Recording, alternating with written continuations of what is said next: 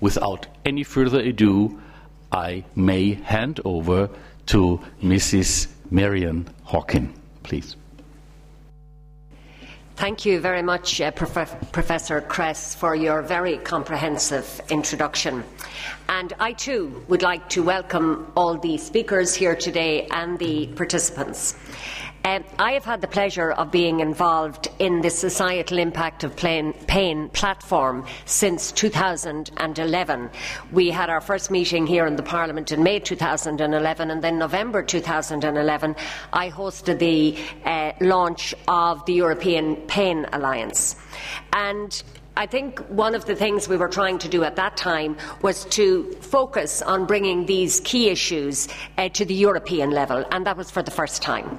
Now, some key milestones in 2011 include the strengthening of the SIP network, the efforts put into the implementation of the Roadmap for Action, and, as I said, the launch of the Pain Alliance Europe. And I'm very pleased to see that there are 185 organisations endorsing today's conference.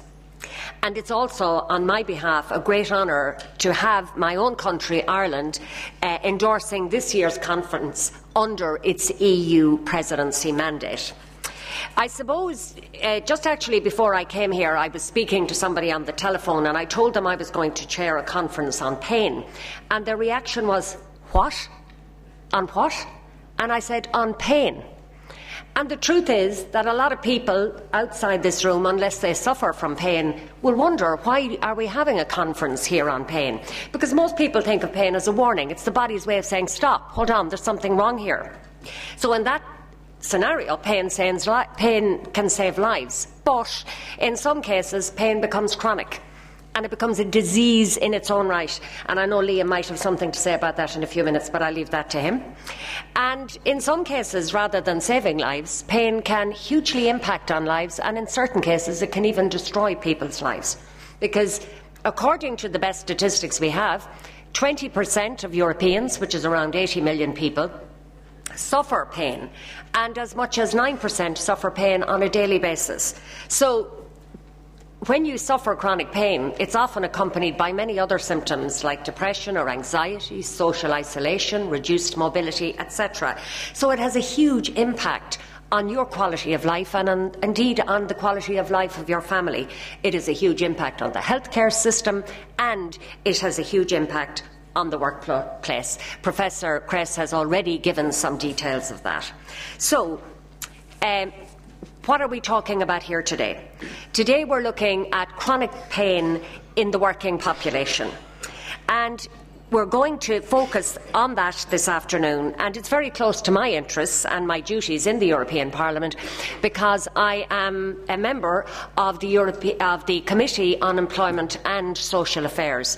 And indeed, I am particularly disappointed that our first speaker will not be here this afternoon from the Commission, because Antonio Camarota, because he was going to deal with the Commission's initiative in ergonomics and work-related musculoskeletal disorders, and I actually have been appointed rapporteur in the Parliament to lead the discussion on that particular dossier, so I'm particularly disappointed that we are not hearing more about it. But anyway, what do we hope to achieve from today? During this focus group, we will hear from speakers which present best practice, highlighting the social and economic benefits of reintegrating chronic pain patients back into the workforce. And based on those examples and on our discussions today, the focus group will agree on what we would call a proposal for action, which will call on EU action from Member States as well as from the Commission and the Parliament. And as an MEP, I will be very happy to provide my support and assistance and to make sure that this proposal for action is taken into consideration at European level.